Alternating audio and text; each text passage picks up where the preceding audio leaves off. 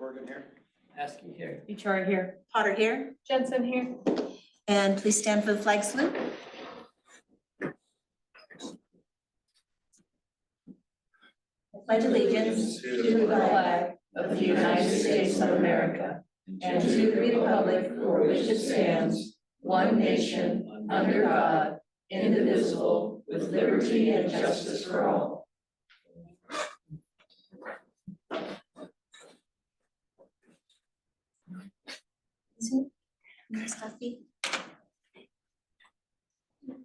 All right, let's go ahead and start with public comment. Thank you, Councilor Jensen. You're always so good about that.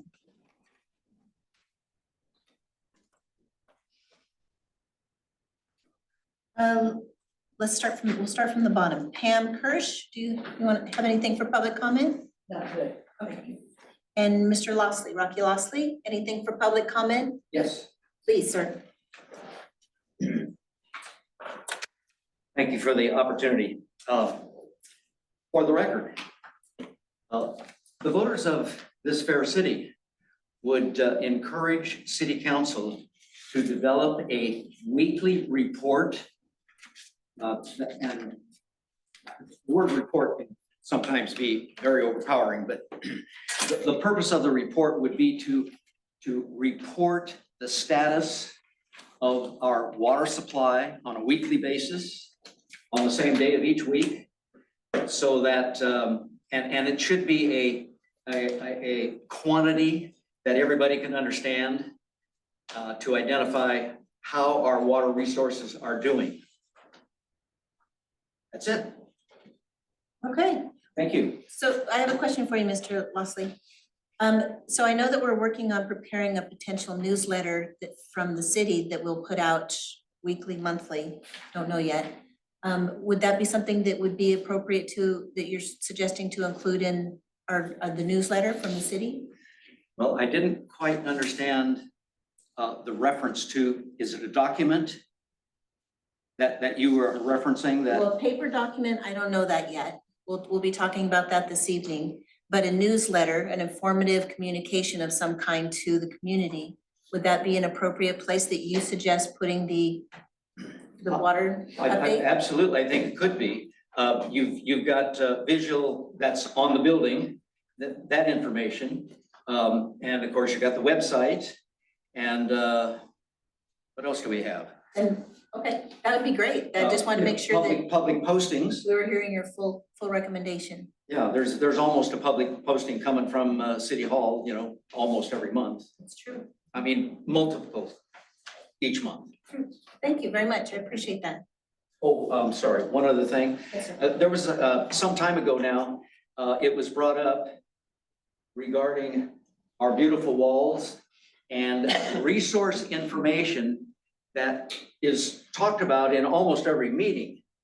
And it's important, I think, that if we're going to talk about specific things, if we got maps and other kinds of diagrams that focus attention in the place that is being spoken about, that would be helpful. So times two, the thought raised once again to you. Thank you. Got it. Thank you very much. Ms. Patty Perrin, public comment? Yes. So I have a real concern with our police not being in town very often. And the reason that I am concerned over it is day before yesterday, PGE was working on a telephone pole kitty corner from my house. They had the lane going toward town, toward this way, blocked because the truck was in the road. They had some cones out there. There was a flagger on both ends of it.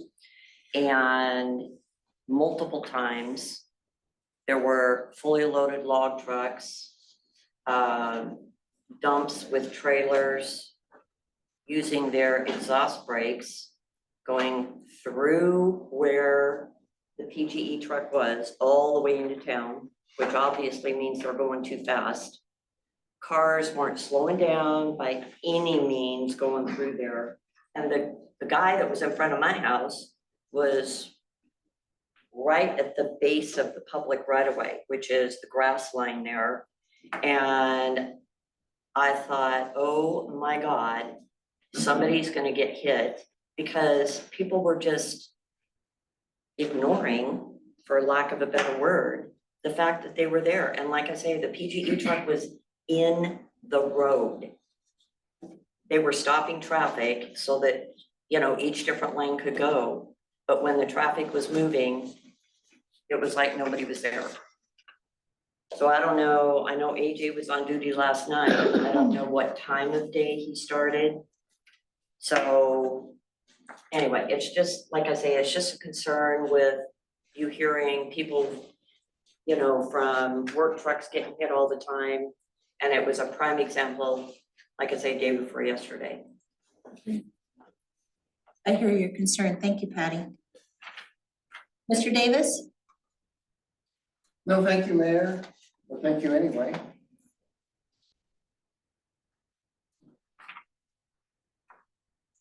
And Mr. Martin, we'll save you for a little bit. You don't have public comment? Okay. And then I don't want to, I'm going to say Doug and Laura, because I don't want to mess up your last name. On the agenda, so it's fine. Oh, are you? Oh, okay, excellent. No public comment then? Wonderful. Angie, will you check online if there's anybody that would like to raise their hand online or come off of mute and share public comment?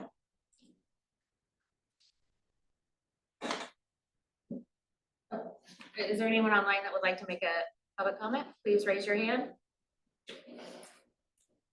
I see no hands raised. All right. With no additional public comments, we will close public comments and move forward with agenda updates or additions. No updates or additions to the agenda. I did neglect to add the financials to the packet, so I did send that out to the council. There is a copy here for the public to view if they want, and I will update that on the website. Excellent, thank you very much. And I know I received it, I'm sure. Okay, we all got an opportunity. And so with that, let's do consent agenda with reviewing of the financials complete. Make a motion to approve the consent agenda. Jensen, second. Vote please. Morgan, aye. Askey, aye. Uchari abstain. Potter, aye. Jensen, aye. All right, presentations.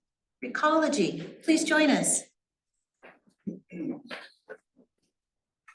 Ernie, I'm gonna squeeze into this podium here. Good evening, Mayor Potter, members of council. Nice to see many of you again, and my name is Dan Blue. I'm the Government Relations Manager for Recology Northern Oregon. Good evening, I'm Ernie Morton. I'm the Operations Manager for the polling site and the transfer station out of Victor.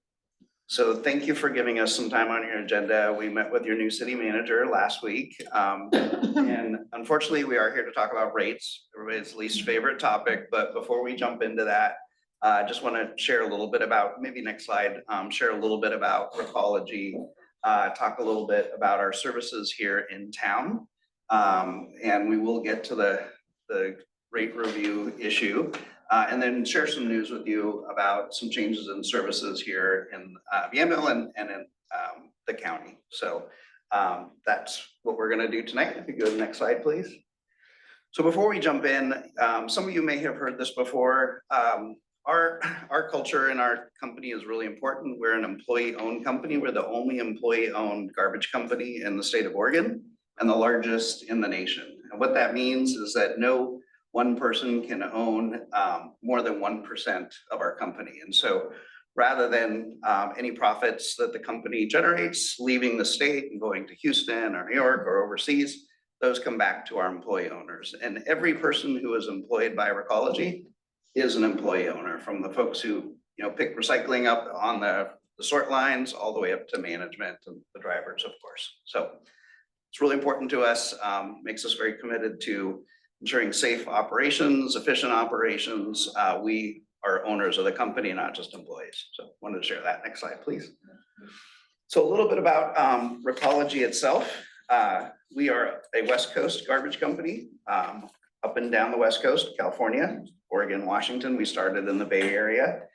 We have over 3,700 employees and we serve over 127 communities in those 3 states. 26 collection companies, just like ours here, where we collect garbage at the curb and from businesses and multifamily. We operate 24 transfer stations, including the closest one here is in McMinnville. 14 material recovery facilities, and those are the facilities where the recycling goes to be sorted into different commodities and then prepared for market. And we also operate 8 composting facilities, including one here in Yamhill County as well. Next slide, please. I think Ernie's going to talk a little bit more specifically about our Recology Western Oregon operations. This is a Dan's slide, so I'm gonna go to some notes here too, but so we have transfer stations in McMinnville and Astoria, along with a hauling site in Astoria that we take, we've served from Astoria all the way up to Rockaway Beach. Compost facilities, McMinnville, Elmsville, North Plains. In the Portland metro area, we run the 2 largest transfer stations in Portland, Metro Central and Metro South. And we also have a couple hauling sites in the Portland metro area. Alrighty, so I'm gonna go on these points and go to my notes. Very low turnover, employee ownership. We already talked about that, living wages and great benefits, strong leadership and development opportunities. That character right there in the door, if you call for a site survey or you want to talk to a supervisor, you'll be talking to him. He started off as a driver and he's my ops supervisor over the hauling site. We provide residential, commercial, multifamily, Dropbox.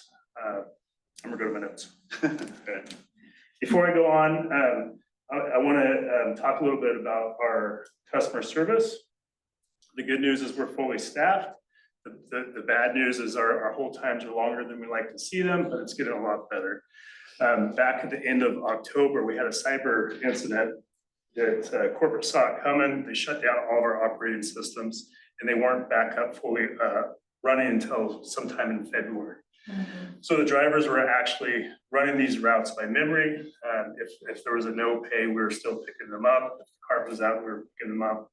So you probably didn't see any disruption as far as on the routes for your service. Also, when the systems went down, we just hired a customer service manager and 2 new CSRs, and so they didn't get the training they deserved. So we're getting up to speed. All right, so it's a great place to work. Employee ownership, steady employment, competitive wages and benefits, a positive respect based culture, along with life-work balance, helps make Recology Western Oregon a great place to work. Between our 3 sites in McMinnville, we have approximately 70 Recology employee owners, which most live in Yamhill County communities, including here in Yamhill City.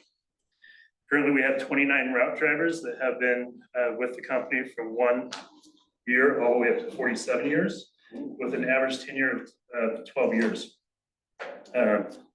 Services we provide here in the city of Yamhill, residential, commercial, and Dropbox. Residential, we have just under 500 residential customers, and we offer 32-gallon garbage and 90-gallon garbage, along with every other week co-mingle, subscription glass, and yard debris, subscription yard debris. Glass hasn't taken off like we hoped it would. I think we have 14 customers as far as residential, but we do have 107 yard debris customers, so that's a little bit better story. Before I continue, I want to introduce my drivers to you, your drivers. Residential garbage is Austin Warner. He's been with the company for 20 years. Residential yard debris, Matt Newby. He's been with the company for 41 years. Residential recycling, Ashley Trent, 5 years.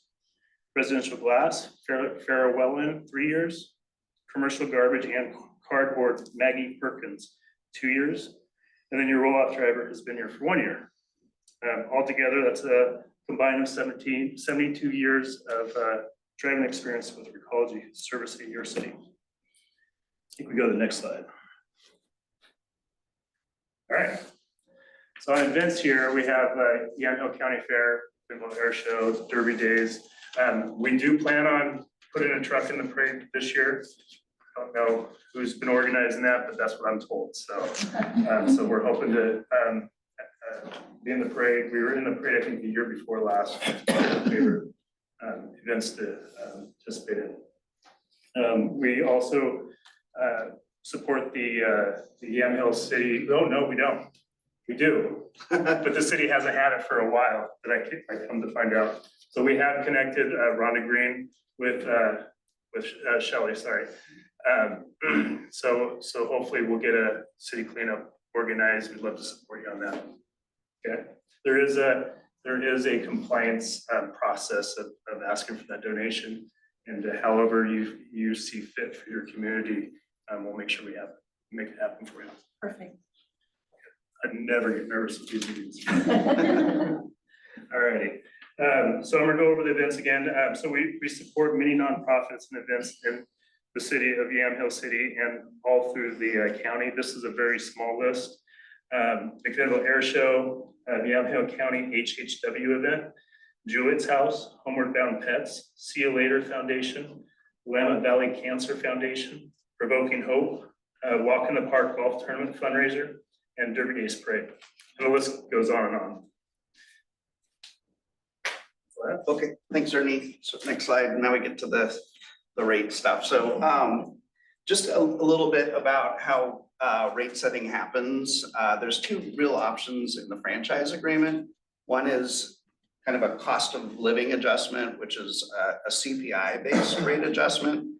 The other component of the rate setting process is if it looks like we need to go above a 4% rate adjustment, we do what's called a more formal rate review process. So it looks kind of the same every year. We submit all the same documentation every year to the city. And in your packet, you should have a cover letter, a cost of service study report, proposed rates, and then you may not have it in your packet, but the city has it, a third-party financial review, which is, it's not an audit exactly, but it's a consultant who comes in and reviews our accounting processes to make sure that everything is above board. And it's a separate independent review of our books. And we do that for Recology Western Oregon as a whole. And we provide, oh, actually, there's one for the valley and one for the coast. And so we provide that to the city as well. So we are seeking a rate adjustment this year of 7%. So we're going to use that more formal rate review process with you. And that's why we're here to talk about it tonight. There are some drivers for why we're asking for that rate adjustment. And I do understand 7% is feels a little aggressive compared to what we like to be at, which is around that 4% or tied to CPI. And so the 7% really is because we've had cost increases in our labor. And some of that is to do with retention. Like Ernie said, we have folks who've been with the company for a long time. It's always less expensive for us to retain our employees, providing them with reasonable wages, than to have to constantly be hiring and training new drivers for the equipment. There's a little bit of carryover still from COVID, especially in our parts and equipment. The supply chain issues are still kind of out there for us, and that drives some of our costs up as well. When fuel prices, they took a little dip last year, but they climbed back up again. And so we're projecting to stay at a little bit of an elevated fuel price for our trucks, which I wish it was a different story for all of us, including myself personally. So unfortunately, we are in the spot where we're asking for a rate adjustment this year. Let's see, the franchise allows for an operating ratio range, which is, should look at my notes, thank you, that'll be easier.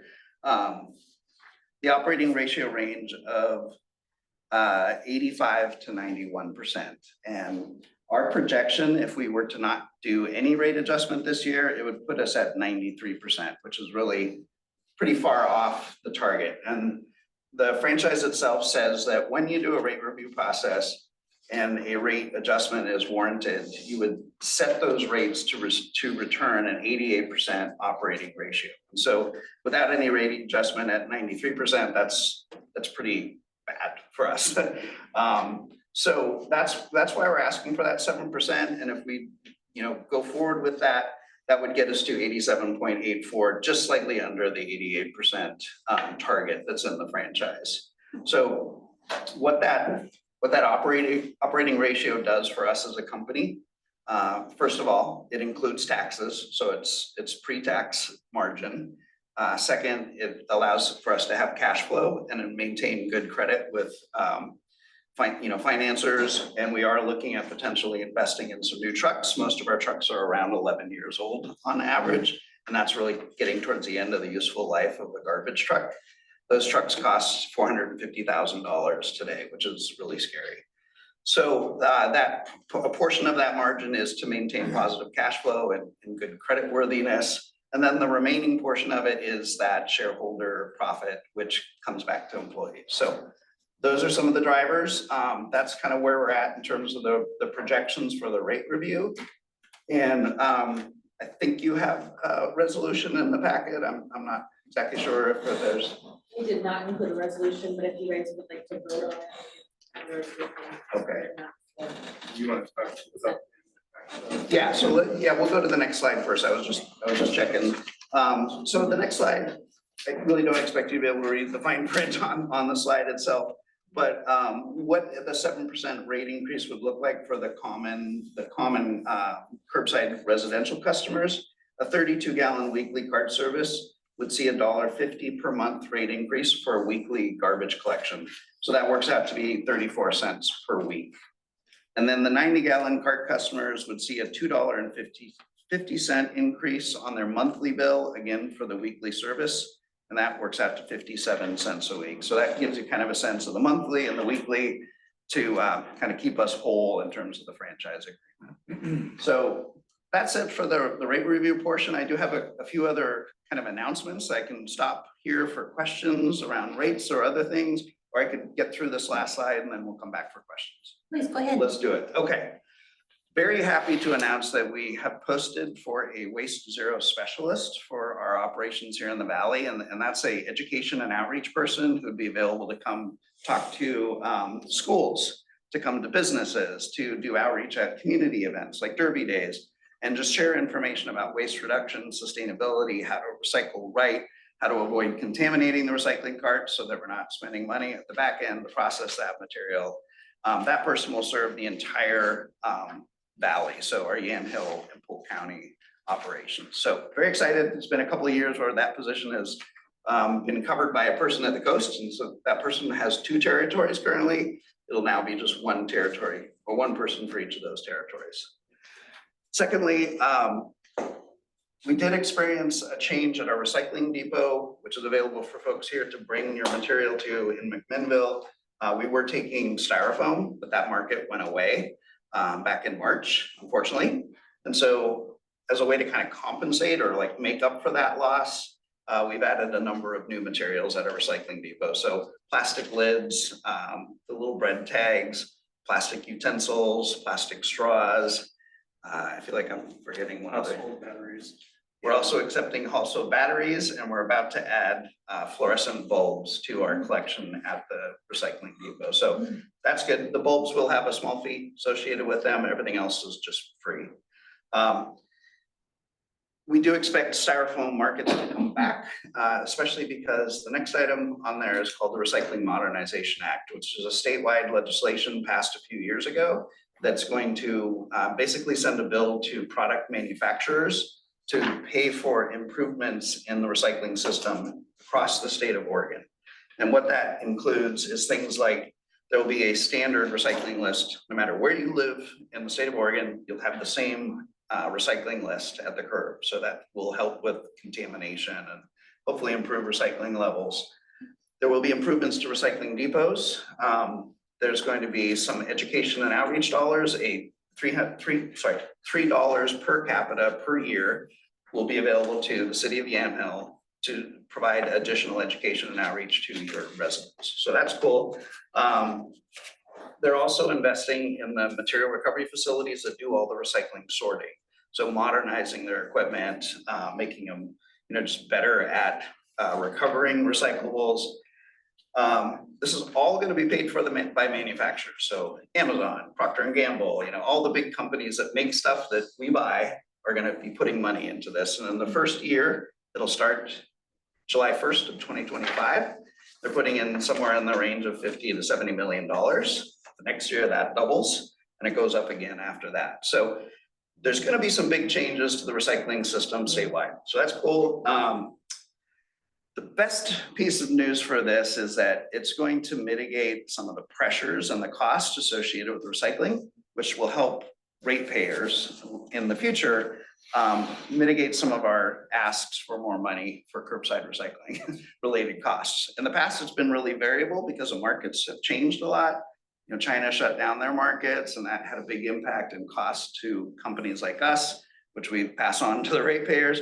So this program is designed to sort of level out the cost of processing recycling and collecting recycling, which will be a benefit to everybody here. So those are my good pieces of news. I try to leave on that after talking about rates, but let's go back to your questions. So thank you for your time.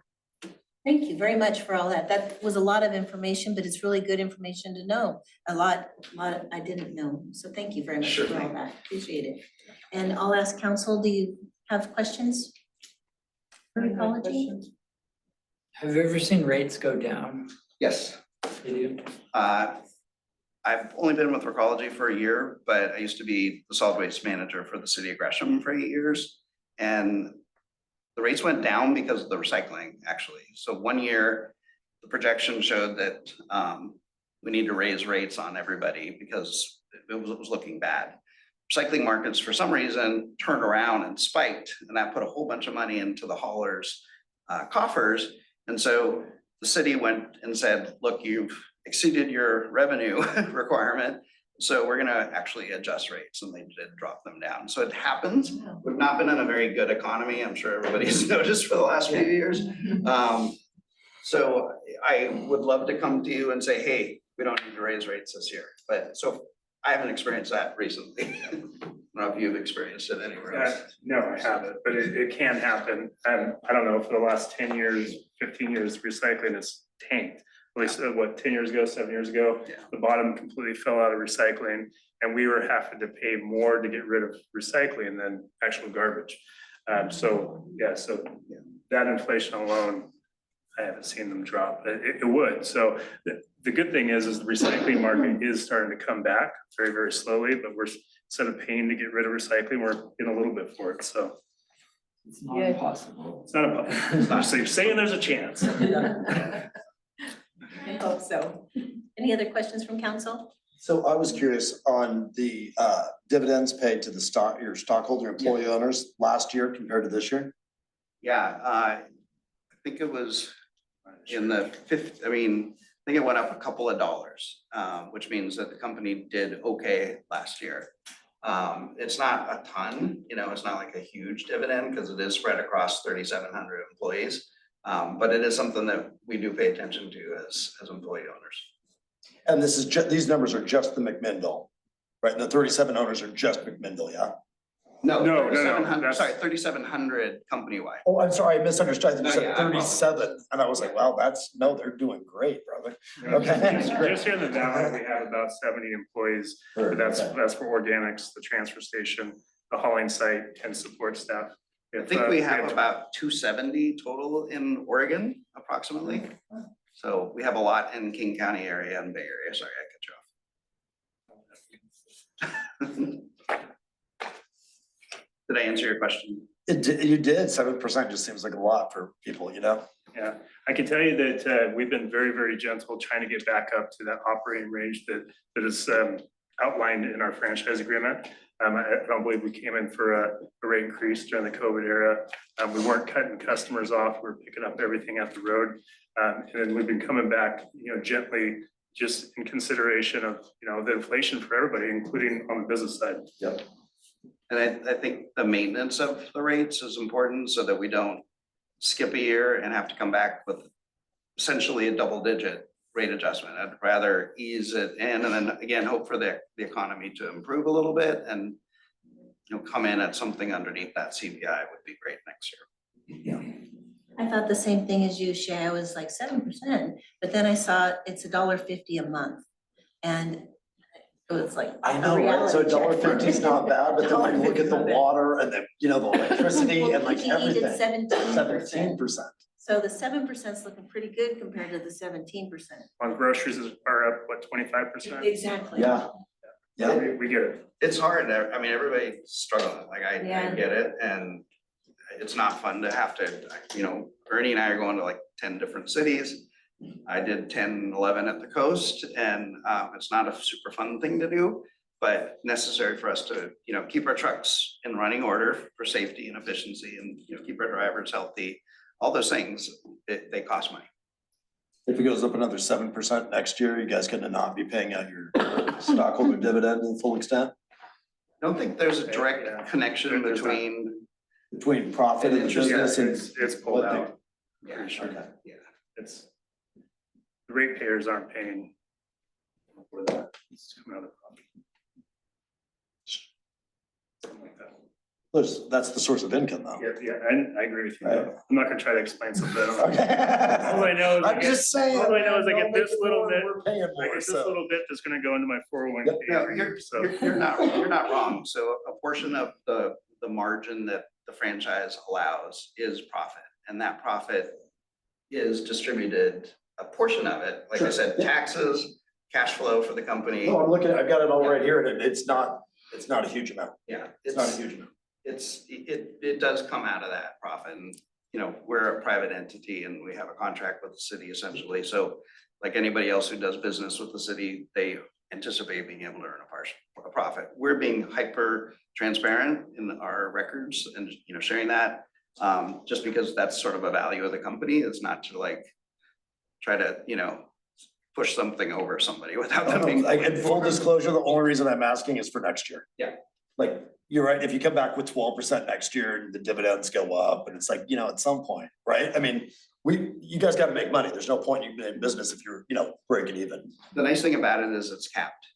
Okay, yeah, And so it's not going to increase beyond the terms of the franchise agreement. Sure. So, yeah, if we're healthy as a company, then there is some shareholding, distributed to employee owners. If the company's not doing well, we won't see that. And we'll Okay. still, try to make ourselves whole at this level. right. Does that make sense? Totally, man. I appreciate the answers. Thanks. Any other questions from council? Well, Dan, I appreciate that you're doing everything in your effort to keep the costs down for us. That is, I appreciate that personally. 7% seemed like a lot, but in reality, it's $1.50 a month. And I put that in my change jar, right? So I think it's gonna be okay. We will give you an answer right now and go ahead and get a motion. I make a motion to approve a 7% increase to Recology Western Oregon. Jensen, second. And a vote, please. Corrigan, I. STI. HRI. Potter, aye, Jensen, and you're good to go. Thank you. Thank you, guys. so much. Appreciate your time. Mayor, can I ask a real quick question about the new recycling stuff that you take? Yeah. You can ask them outside if you don't mind. Okay. Thank you. All right, next presentation, we have Laura and Doug. Please join us.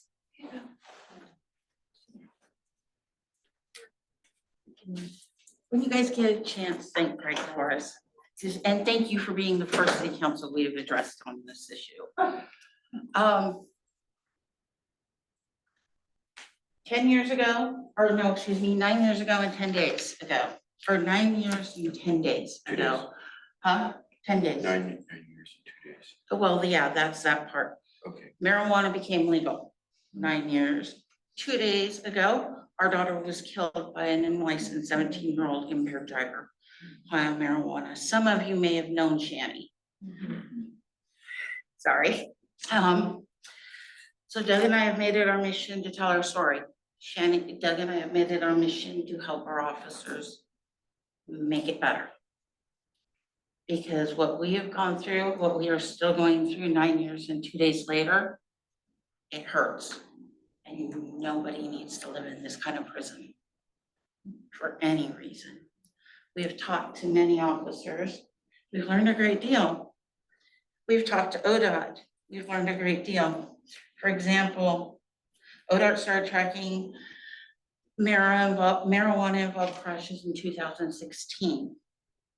By this time, the marijuana law had been in effect for 1 year. Between 2017 and 2022, 412 marijuana involved crashes took place. In those 412 crashes, 322 people in those crashes had non-serious injuries. 46 people had serious injuries. I'm grateful that those 46 got to walk away. The bad news, 131 people died. Those 131 people didn't need to die any more than Shani did. We normally have a friend who comes with us and she does the facts, and since she couldn't make it, it's her son's birthday and her anniversary, and she's been in a job transition from MAD to Oregon Clear Alliance, which we're looking forward to working with. She's been a tremendous help to us. She's restored our faith in everything that we lost in the process of all this. And it's Trusting that the way the law gets handled. And seeing people at DUI conferences yeah, fighting the that good was fight. that was the biggest impact to us, that was attending the DUI task force conference.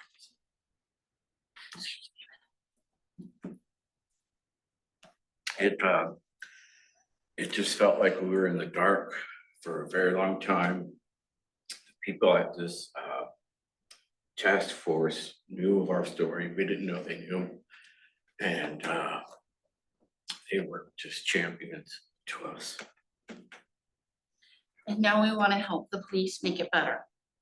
We want to help empower our officers to not have to fight for their search warrants. We want to help them be able to do these cases the same way they would conduct a murder. We would like to see them get labs that could turn over the work and have the people they need available to help prosecute these cases. State of Arizona has a mobile test units, which it's the amount of hours that pass for a blood draw that the intoxication level diminishes. We've also recently learned that drug accidents involving drugs are underreported, or crashes, thank you. Verbiage has been one of my hardest parts to change. Accidents, not accidents, crashes. Because that's what they are. They are underreported because with the limitations that officers have, if they test for alcohol, that's probably as far as they're gonna get once those people start asking for their court orders. Yeah, so they can't always get that far to find out if there was more involved.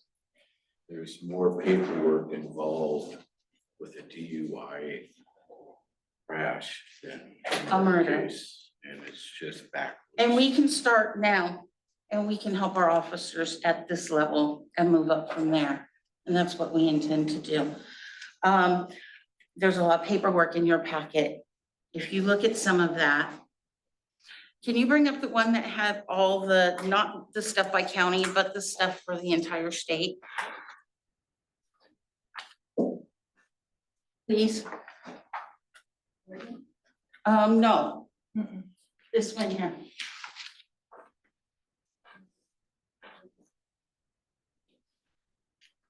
The first page, I think, is Oregon. Yeah, well, it's all Oregon, but this here, it is divided into county, but what you're gonna notice is Yamhill and every single one of them is in the red. And one of the things I learned at the DUI conferences is that even though I can't understand all of this, red is bad. Red is bad for all of us. You have this paper in the whole packet, but I focused on Yamhill because that's where we matter. That's where all of us matter. And it's not good. We are in the red, 210%. That's 210% crashes. Okay, our people, our officers, they're spread pretty thin. We have a large area all by ourselves. I mean, in both towns, and they work together to try and resolve some of this. Oh, I got it up on my screen Okay. actually right now. So when I was looking at this one, and I saw this, I noticed that since 2013, there's been a continuous climb. Yeah, it's dropped a little bit, but at the end of the day, when you look at the totals, 200% is a lot of crashes. A lot of incidences, a huge increase. I feel like as a community and at a city level, at a county level, we can all find a way to fight this. If I start here, I don't know what city councils can do. I've never tried to understand. But, you know, I miss a lot of things about Shani. Her kindness, her generous heart, those things led to me waking up some mornings to somebody on my couch because they had a fight with mom. And they needed a place to go for the night. She created a safe haven for her friends. Couldn't ding her on that. You know, granted, you know, it freaked me out. How'd they get here? Oh, I walked out and got them and walked them here. Where do they live? Stake Hollow? Yamhill? Oh, what? These things happen. I waking up to another kid in my house. What was I gonna do? I had to go to work. Well, all right, make sure you guys eat, get cleaned up and go to school. We'll talk about it later. You know, or better yet, see if the counselor can help. There's a lot of stuff going on. You know, we've learned a lot. Fentanyls are now in the game, and that stuff is killing people like crazy. Part of that is that we learned something about this drug called gabapentin that can be cut with it. Gabapentin is one of those drugs that it's a 50-50 that it'll kill the animals that it was meant to be used on. So the vets, you know, I don't want to see those happen to any more kids. Kids don't need to die. But if we could find a way to educate everybody to stay home, we can't stop people. We can't say no. On my bus, driven a bus a long time. Some of you have probably seen me in a bus. I can't drive out here anymore. I miss the kid, but I can't do it because invariably I'm gonna have to go by her memorial. If I'm gonna go by the memorial, I want to be able to do it, to be there. And honestly, how many of you really want to see a bus driver driving down the road because they saw the memorial and saw garbage around it, needs to go clean it up? But she's on a bus and can't, so she cries. Nobody wants to see that. A parent don't want to see that. Losing Shani broke my heart. Losing Shani broke me. There's no fixing that. There's no fixing that for anybody. There was some counseling help, which gave us tools to combat the grief, but yes, the pain is still there. 20 months to the day after she was killed, I suffered a stroke from the stress. Got through that. Then Kate Duke from MAD got a hold of us, and that's when she got us steering in the right track and doing positive things through MAD and the DUI task force. And MAD has opened up a new program this year. They got 4 positions open. They've had 40 applicants for the National Ambassador program through MAD. And so we put in our applications. Yeah. So you guys are also kind of practice. And I also have to thank you. Tonight I won't have a nightmare. Since the day she died, I've had the same nightmare. Unless I'm doing something like this, I have that nightmare. It's almost like she's telling me, fix this. Told my kids, I used to tell them, in fact, I still tell them even though they're older, I can fix anything as a mom. I can fix just about anything. I can't fix dead. This was not Shani's fault. This was not her friend Jake's fault. You have a picture of the crash. First time I saw this particular picture. Yeah, that one.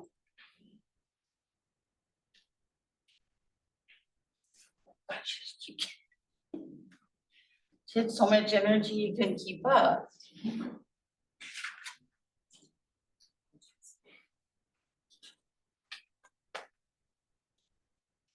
So if you look at this picture and it's enlarged, Shani's right here. Well, first time I saw this picture, I about died. Because when they covered her, yes, they covered her, but they didn't cover her blood. First aid classes for bus drivers have gotten a bit more graphic. I can no longer sit through the part where we have to learn how to bandage people up. They have to send me from the room because I can't sit through it. Startup meeting, if they have training on how to handle crashes, I will have to leave that training. Because I can't stand the thought of another child dying. Doesn't matter the age, I can't stand the thought of somebody else losing a child, no matter the reason. I'm very careful about how I drive a bus now. I drive a Max, I hear the sirens all the time. I'm currently up to being able to handle them for 5 minutes. Then I have to stop. If I'm struggling, but not sure if I can handle it, my company sends another driver with me so that if I lose it, somebody's with those kids that can. They've been great. It's been amazing working for First Student again because I didn't think that's something they would do. I honestly thought when I went and begged for to come back to driving that they wouldn't let me. But I had no choice. My husband ordered me back on a bus because I thought I was gonna strangle somebody at the plant that he works at. He's my hero. But I can't handle sirens for very long. Unless and crashes, bus drivers will be a crash to death. Wanting details. And the graphicer the better if somebody's seen it. I now have to shut my radio off. My safety manager knows. We keep my phone on.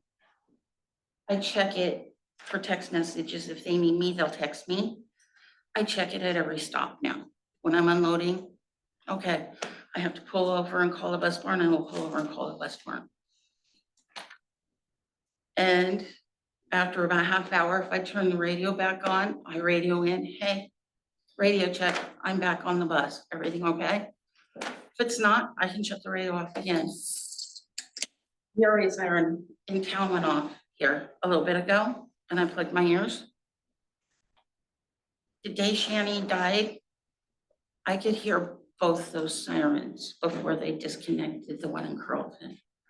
And I knew whatever was going on, because at the time it didn't occur to me that there was a crash. Then my child was involved.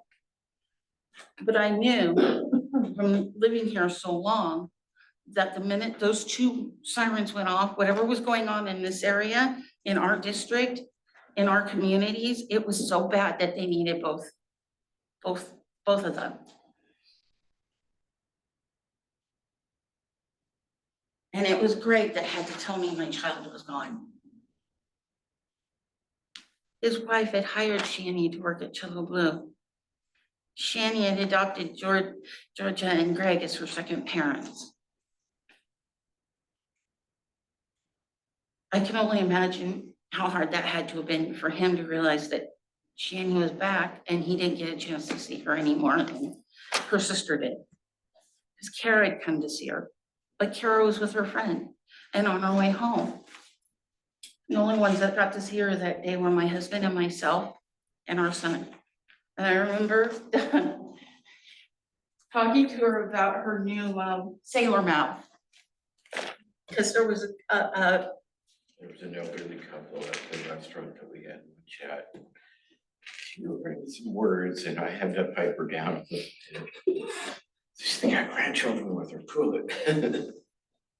But normally lunches is only like a half an hour. I took an hour and 15 minutes that day. I think that as a community, as 2 communities, we can find a way to reduce that red number and take us out of that red. Aim small, miss small. I'm starting here. That's what I used to tell my trainees when I was teaching them how to drive a bus and how to back up. Aim small, miss small. You won't hit a wall. We can avoid the wall. Even if we have to go up to the wall, but we can miss that wall because that 210% can come down. We just need to find a way. And I think as the governing council, you guys can help find a way to do that. That's what we are asking. we can change this and maybe save a few lives that we will never know we saved. Better to not know, 'cause that means it didn't happen. And somebody else won't have to go through what Doug and I go through every single day.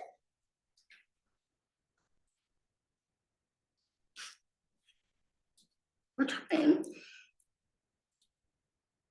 Laura, I'm sorry. I'm so sorry you guys have had to go through this. I can't even imagine the pain that you experience daily. And I'm really sorry for your loss. And I will speak for the council, if there is something that we can do as a community or as a city, we'll do whatever we can and do our best to make that happen. You just need to know what you need and how we can best support you. I'm sure Greg will come to us if there's something, so he'll probably be your best route for getting, Oh, God, you kidding me? yeah. He was the one that was encouraging us to do all, help encouraging us. He's been a big support. Yeah, take it. We would like to see our officers empowered again. I fear if enough voices get yelled loud enough, our state will do something. Because it starts with us. Okay, thank you. I was Thank reading you so through your much. report and I noticed that Yamhill is like in the top 5 in a majority of these conditions. And that was shocking to me. So I'm grateful that you brought this to my attention. Thank you. It's brutal. The first time I looked at it, I was like, why is Yamaha in the red? First I thought, well, maybe it's a positive, but it's not. Red is bad. That's what I was told when I, Yamhill County, yeah, yeah, yeah, I got that. I just did the Yamaha County one. Can I help you? And thank Yes. you. Thank you. for all you do. Thank you for trying to make it right. And thank you for listening to us. Thank you for coming this evening. Glad you So came. sorry for your loss. Thank you. Mayor, if I could just talk real quick on that. Yes. So I just wanted you to know that Greg and myself, Lindsay Burschauer, and then Commissioner West from Clackamas County have been working already on some things that we can change the penalties for drugs inside the city limits of Yamhill. And with some changes that were made this year in Salem, we have opportunities this fall to continue with that. Thank But you. just so you know, it's something that we have been working on. But you're right, that at the state level, hands get tied there. And it's slowly being unwound, but we're trying to stay on top of it. And with some help with some of those county commissioners, there might be some things we can do here. Thank you. Yeah. Thank you. Thank you for adding to our place.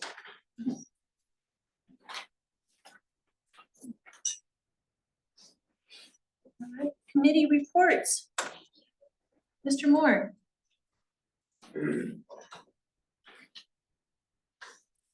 Well, I thought maybe a distinct way to report would be to just let you know about our agenda coming up, which reflects a lot of what we did last month because we're just a continuing process. We did have a question come up from one of the planning commissioners about liquid propane tanks and regulations on those to take a look at. So there's a staff memorandum that we'll see about that. The lighting regulations second draft will come before us. We hashed it over quite a while once, and so that'll come back, and I imagine there'll be some more changes because there's been some questions brought up that commissioners are going home and doing their own research on what does it mean to have a light that you can't see the source. You can see the light, but you can't see the direct source. What does that mean to a standard porch fixture, and ways we can make that be easily doable. So we'll be discussing that. The housing grant, technical assistance grant, we got an update on that last time. You probably do as well. But people were concerned that there wasn't enough time to jump through all these hoops. And we keep asking that question to Walt, and he asked it to the contractors, and they assure him, yes, this is on track. We're gonna do this on time. Because there is a pretty hard deadline. You're there, Sean, at our meetings. You've heard me ask that, because I know that's a question that's been on your mind. Thank you for coming. Whenever I can. The transportation system, plan application will be updated on that. That's a process that's gonna be starting.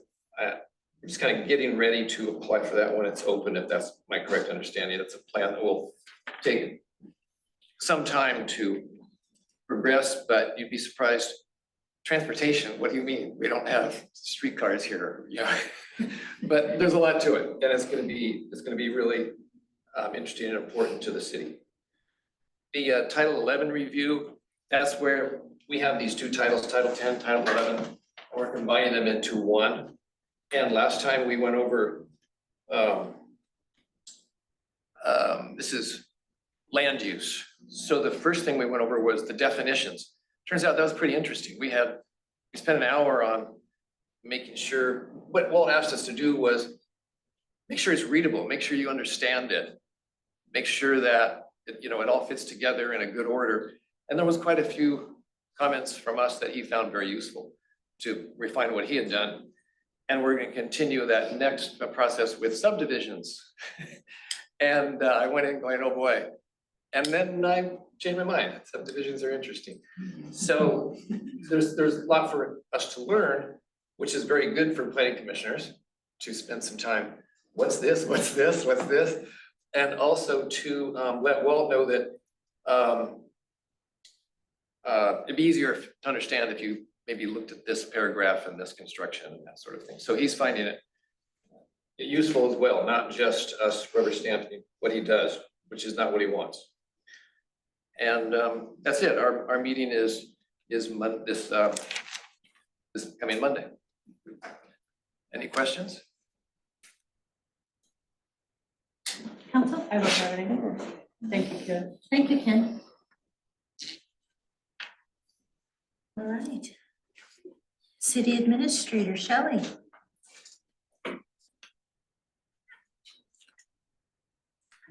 Turn this way, so I'll turn back frequently. I'm on the wrong side.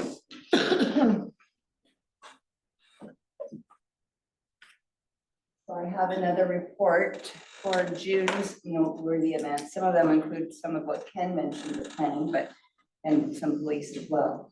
This is a little longer this month. So we'll start with police. I'm speaking to you even though my back is to you. Let me just. It's all right, Shelley. We're learning as we go. That way we're gonna do.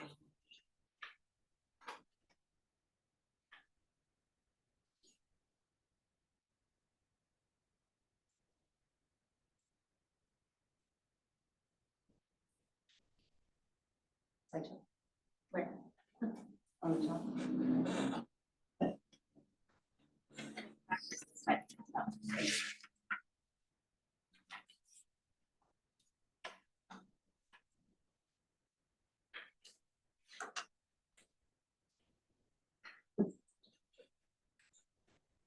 There you go. Okay.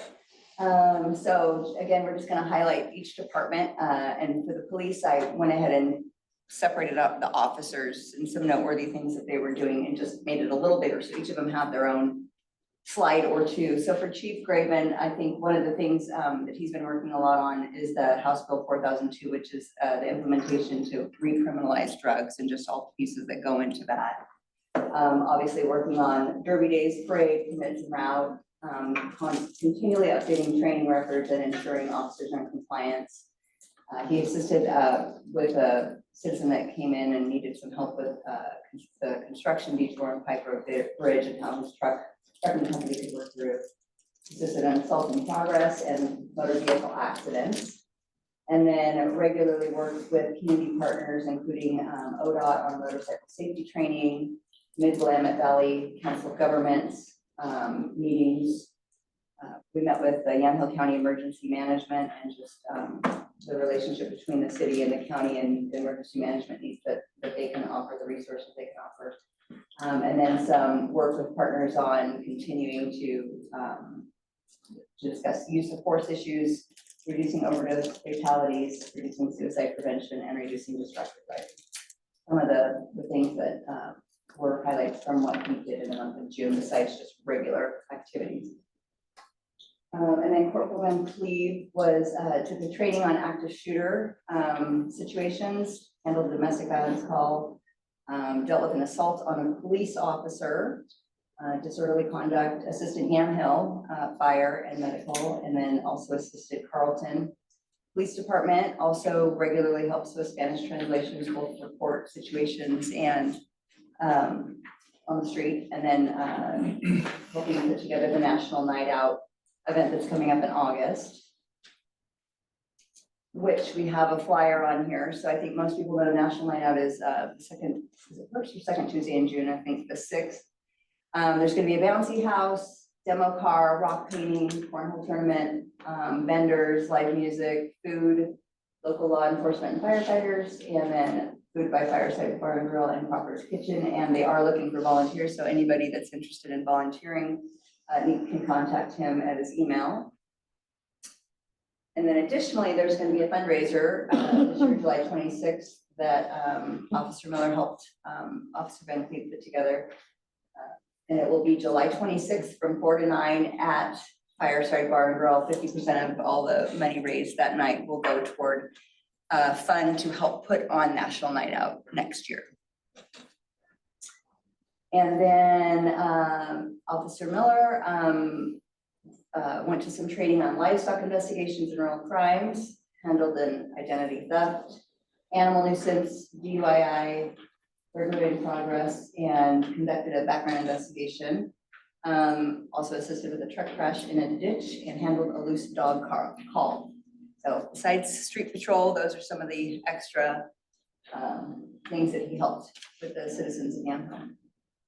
And our school resource officer reported a successful end to the school year, attended, or he will be attending the SRO conference paid for by the school program, so that's not coming from the city. Of course, helped cover shifts for officers and created a new sign for the city hall, which is over there, on his own time and own dime, and also a new podium a new sign for our podium rather, with our logo on it. And there's some pictures. So this is a sign. It's not yet completely painted. They're working on it, but it was created and built by Officer Livingston, and then 2 students, Elise Vaughn and Samantha Corrigan, have been painting it this summer. And this is a picture of a work in progress. This is he's creating for our podium. So like when we take it to, the city county dinner or something, we'll have our logo on it. So that's just additional stuff he's doing for the city. Some statistics on number of calls and activities, case reports, arrests, and then hours worked and miles driven. So some more street statistics.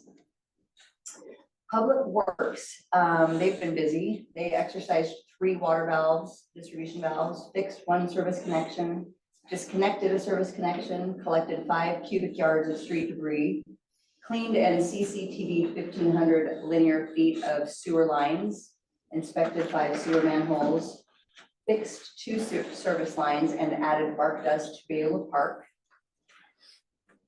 In water distribution, they took 1 meter out of service that was not being tracked and paid for, reducing water theft. Found some new valves and added them to the map to locate shutoffs, increasing safety and efficiency. We completed locates throughout town from construction, protecting infrastructure, and fixed a 3-gallon per minute loss on a water service line, increasing efficiency on Highway 47. At the water treatment plant, they replaced a Bantam pump at the water treatment plant, performed maintenance on the generator, currently operating at 420 GPM into the plant on average, and the effluent leaving the plant at 200 GPM, which creates efficient run times that allow us to meet customer demands. And the wastewater treatment, they performed maintenance on Ellie's lift station and replaced needed parts, and performed 1 inspection under the city's new fats, oils, and grease ordinance. And on the streets, they have replaced broken sign poles, identified areas that they can improve through overlays, conducted an annual inventory of new asphalt to improve roadways, and ongoing discussions about the transportation system plan with AKS and planning. And then the sidewalk update, asphalt for the Safe Route sidewalk will be poured this Friday. That's still on track. It's gonna be Monday, sorry. Monday now. It's supposed to be for this week, but the heat delayed it. So it should be ready to use for Derby Days. So these are the pictures I showed last month, and then this is just the progress. I was hoping this was gonna be paved this month, but again, because of the heat, we couldn't. So next report will have it, but we do have it prepared for pavement. That's the progress there. Planning, as Mr. Moore reported, they're continuing the work on the outdoor lighting ordinance. The transportation grant management is in the works, Walt's working on that. The housing code and downtown development code grant is on schedule and on budget, and continuing work on the Title 11 updates. In administration, we've had a lot of upgrades. They did a financial software upgrade to CenterPoint, a new online court payment system called Point and Pay, and a new water billing system called Amston, which will go into effect in September. And there will be notices going out because people will have to change their bill pay to who they pay for their water. We're continuing the planning effort for the city county dinner that Yamhill is hosting August 15th for elected officials. And apparently a lot of time was spent on code enforcement and bunnies with the officers trying to get a handle on that. And that was a lot of calls to the office staff as well. So that.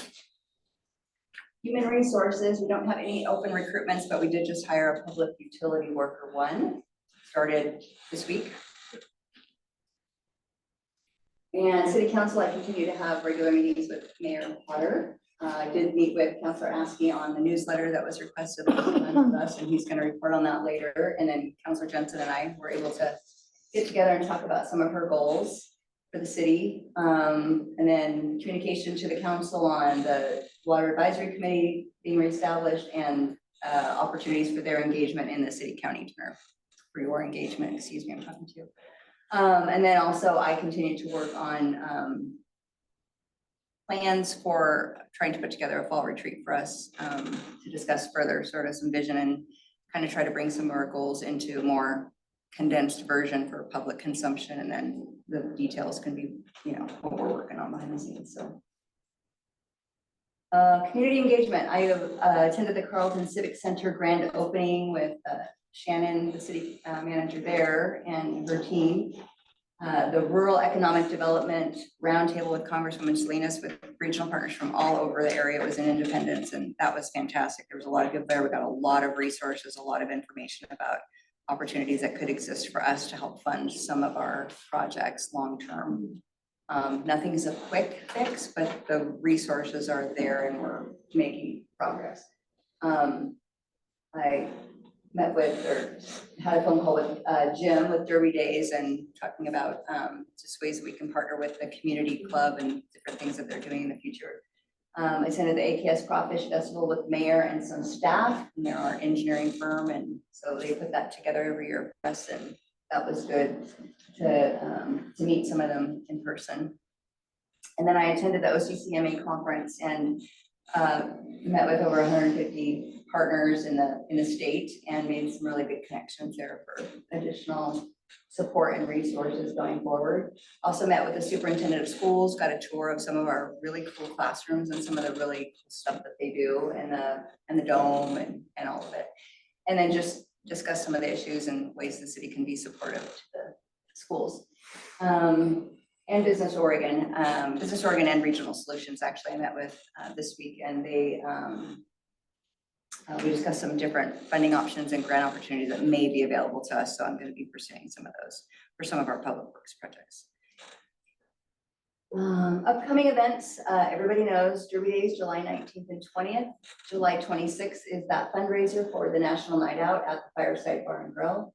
July 31st will be a caucus at Viola Park. And then August 6th is National Night Out. August 15th is the Yamhill dinner for elected officials within Yamhill County.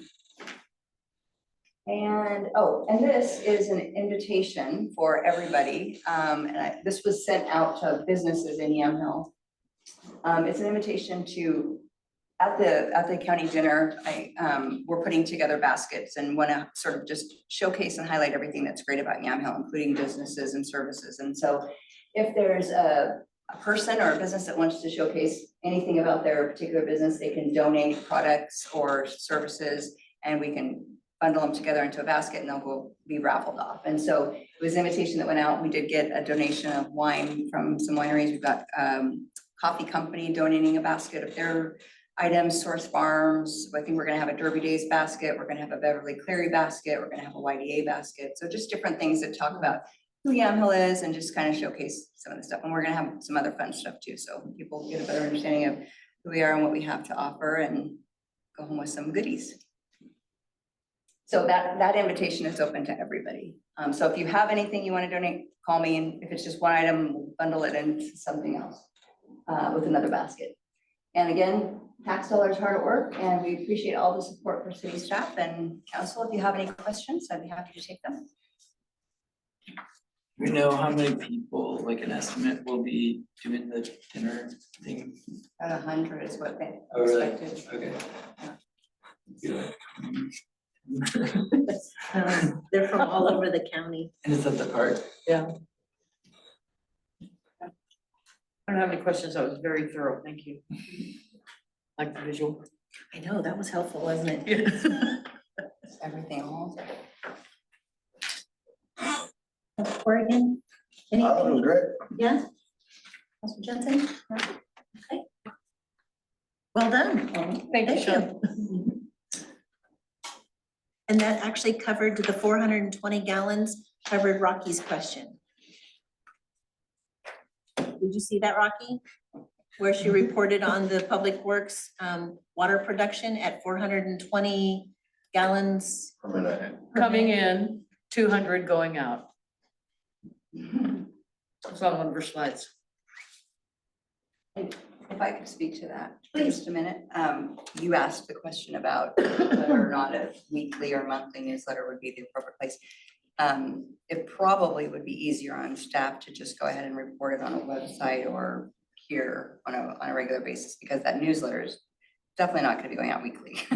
Monthly might be pushing it just with the time, but that's for discussion later, I know, but so I just think if it's just that he's interested in, I think that's something we can easily add to a website or a screen or something like that on a weekly basis. Could you hear that, Rocky? No. No. Will you meet with Shelley after the meeting and she can update you on answering your question? Certainly. Thank you. Is that okay? Yeah, that's great.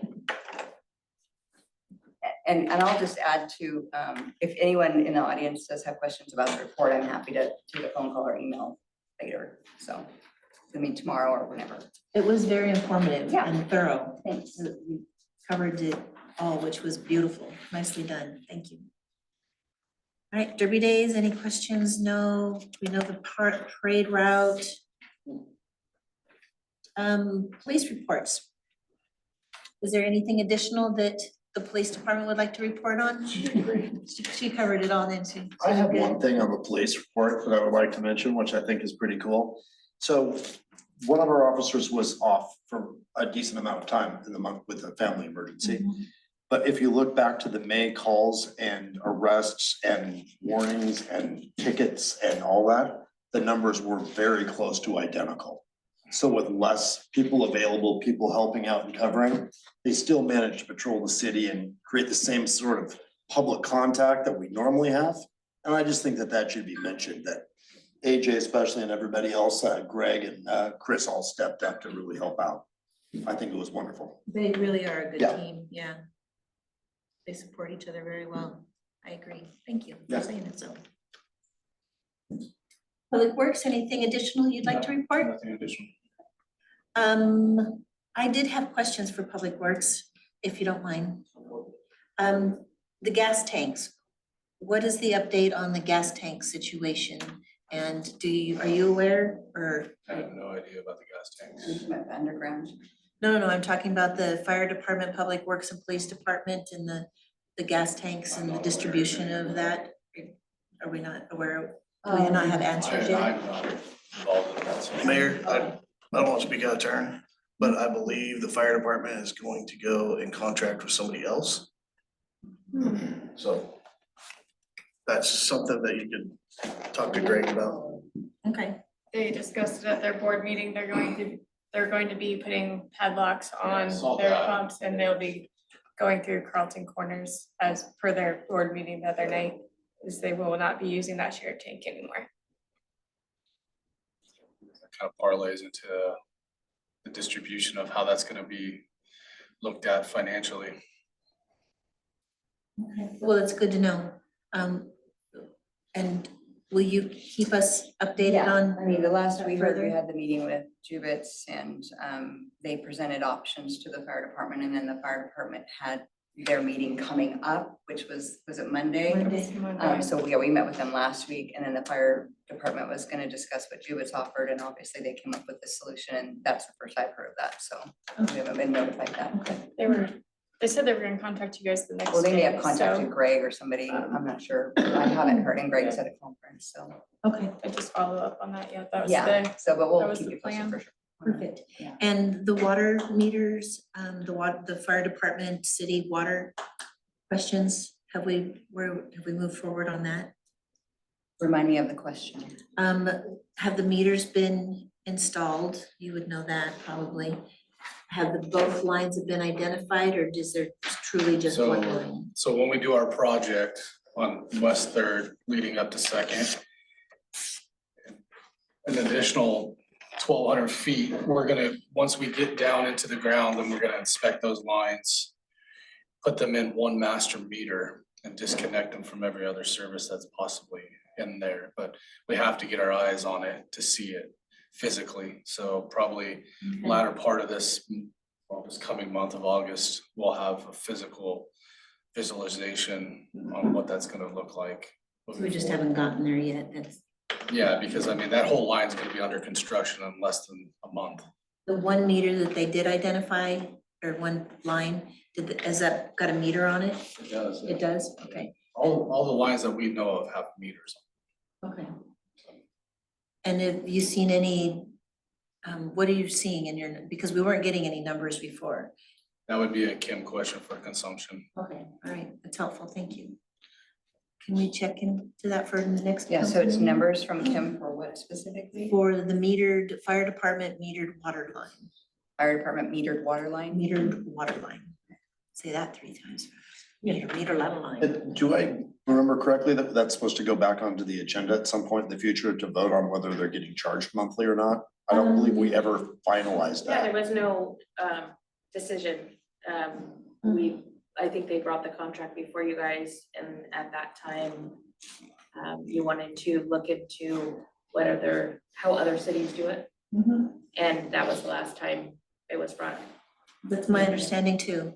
It was brought before us, we tabled it because we wanted more information. And it's, as far as I know, still tabled because we still need more information. I can talk to you this week about that information. Marcy and I both have worked on it independently, but I think we have some information for you. I think we could probably get it on the next agenda. Okay, that'd be great. Yeah. An update on that would be Mhm. very helpful. And maybe we'll have more information on the line by then, probably not. Probably not, but we'll be real close. I We mean, still have a I think- meter on the line either way, so Right. we can charge them, we don't I have think all- one, I mean, we decide to vote on. From a design purpose, I think what we were gonna do is give them a 2-inch meter, master meter on their service. That's what we have scoped in the work from engineering and the draft as far as the blueprints. Okay. And have you talked to anybody about your purple line idea? To be quite honest with you, they're saying that's at least 2 to 5 years out. That's a DEQ thing, that's pretty heavy, so It's a big project. it is, it's a big project. Still, it's a great idea. Okay, thank you for the updates.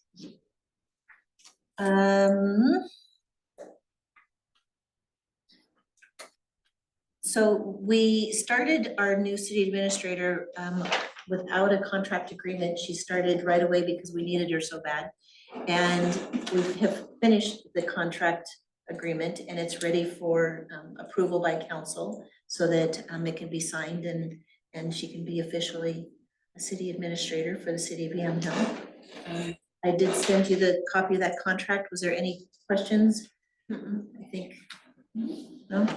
None that haven't been answered. Well, then can I get a motion if there isn't any? I make a motion to approve the contract, employment contract for Shelley Reamer as city administrator. Second. And the vote, please. Corrigan, aye. Askey, aye. HRI, aye. Potter, I. Jensen, I. Can I get that motion repeated? I'm sorry, I Yes. didn't hear it. I make a motion to approve the contract for Shelley Reamer as city administrator and Askey second. Second. And unanimous. Thank you. Thank you. And thank you. Thank you. And you. Fireside Bar and Grill, how come I don't know where that's at? Yeah, Hill Bar and Grill's new name. Really? What? They're waiting for their sign. Yeah. Really? It's no longer Yamhill Bar and Grill? That's called the honky I'm tonk, kind no of matter sad what they about call it. that. So once they put the fire pit out front, and everybody started kind of. Making it their living room? Around the fire pit, they thought, oh, well, why don't we call it the fireside? But we still call it the Trask, so. Yeah. It will and always will be the Trask. Yeah. All right, that's helpful on knowing where to go for the fundraiser. Yeah, sorry, I should have clarified that. Should call it Yam Hills Fireside Bar and Grill. Yeah. Yeah, That's the fireside. yeah. They didn't ask us. I think.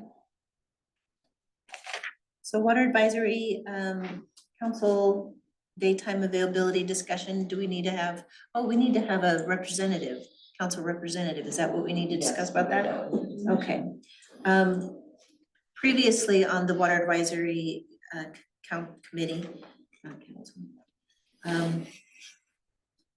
Counselor Jensen was the participating counselor on that committee. It is at 2:00 in the afternoon during the day, which doesn't typically fit into normal business hours for some of us. Is there anybody that is interested and would like to volunteer in attending and being a part of that committee? I would very much like to, but what day of the week does this happen? Thursdays. Thursdays at 2? Thursdays at 2, I cannot do that. We have staff meetings. That could potentially be flexible. I think we could talk with the team and see if other days are available. Is there a better day If for we you? still have a counselor there. I could do sort of either Monday, Tuesday, Wednesday. You didn't do a Thursday? No, I can't, there's no way to do Fridays, I can't do weekends during the day. But I could make arrangements to have any of those. I work those days, but I can take a day off to accommodate that. Just not Thursdays. How about Saturday at noon? No. No, I can't do, I just said I can't do Friday, Saturday, Sunday. I'm We kidding. can poll the committee and ask about new times if that is something. That would be helpful. And you're willing to, if it works out with the committee, that works out for you? Sure. Excellent. Thank you, Shay, very much.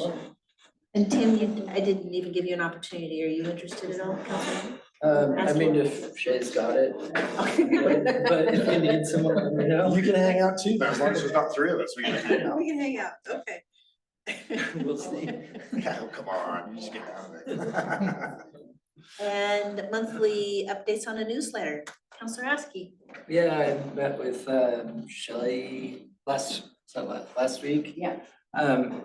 We kind of did some brainstorming on a newsletter, and I sent yesterday a couple examples from some other cities. It's actually pretty common to find cities that have like online newsletters, like Carlton has one that looks really well put together. That's one of the examples. And then the other one that I sent was Hillsborough's, I think. And basically they're all very similar. The difference between the two that I found was that Hillsborough's was bi-monthly and Carlton's was every month, I think. Hillsborough was what? Like Bi-monthly. every other month. And my work also has one that's like very similar. They all look really similar. So we got all these ideas together and Shelley and I started trying to make like a draft one on Microsoft Word, but they have like newsletter templates. So you think it would be like really easy and stuff, but it was like wrestling with Word the entire time to get the formatting right. And so like we had like some of the goals, like, or the goal for it would be like to increase community engagement and then also keep the community informed while having the ability to be easily created and like with minimal staff time. So the word thing, I figured there like has to be like something else out there that they're using to make these. And so that's where I am right now. I reached out to Carlton a couple days ago, haven't heard from them, so I might just go in there, like print out a copy and go in there and be like, how do you do this? Show me. Either that or I'm gonna talk to some people at my work that do it. The main person that's in charge of it is on vacation this week, so. But I just want to find out like what they're using for this, because there's no way you can't put one out every month that looks that good on Word. So yeah, some sort of template with that. Yeah, so some of the ideas that we had, I don't know, I don't think this is all of them, but I just wrote these down off the top of my head. But one of them was like current water status and like water saving tips when it's really hot out, all of that kind of like information. And then like one of the ideas, like I was thinking it would be cool to have like, I know that the leak repair, like since we first started with all of the water stuff, it would be cool to see a chart of like the savings with all of those repairs, how much, where we started a few years ago and where we are now. This is all stuff that'll take a while, so. But, and like just in general, upcoming events, a highlight, like each issue could have a highlight of counselor, maybe. Just to like kind of introduce yourself to the community. Upcoming meetings with hyperlinks to watch online. Contact info for the city, office hours. When we have them established, like the council's goals and the progress on that. Like where we're at with those goals. And yeah, that's all I think I have so far. So still in progress. Hopefully next meeting we'll have like a draft one. The VML that we can show everyone. That's exciting. Yeah. I'm anxious to see that. Yeah, Very cool. So. as long as it's easy to do. Yeah. Yeah, that's one of the things that we were talking about is, and it, we'll take the council's direction on this, but just with staff time and not having a professional graphic designer who can easily do this quickly.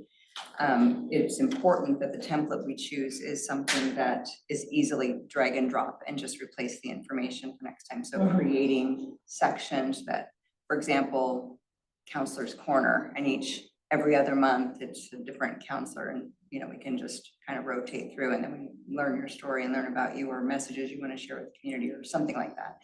And then some of the other ideas too, but you can easily kind of just update the information that's relevant for that time period. And I'd be willing to like be the pilot publisher as well, just to make sure it's not wasting a bunch of admin time right off the bat. So we can know what we're getting into before we. That's great. Our school does a nice newsletter, and I'll talk to the people that do that and see if I can't get you more information. Great.